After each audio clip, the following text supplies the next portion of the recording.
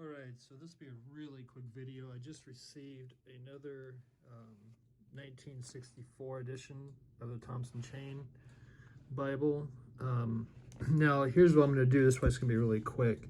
See where the leather's, it's real dry, the leather is. This is a genuine cowhide with a bonded leather line, so it is an edge-lined binding. But you can see where you can see some of the leather. What I'm going to do in just this video, I'm going to show you what's wrong with it.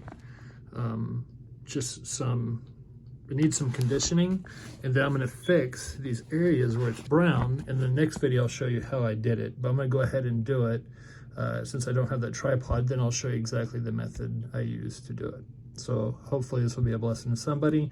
You get an old Bible, you can still make it look nice and fix it up. So until next video, good day. God bless.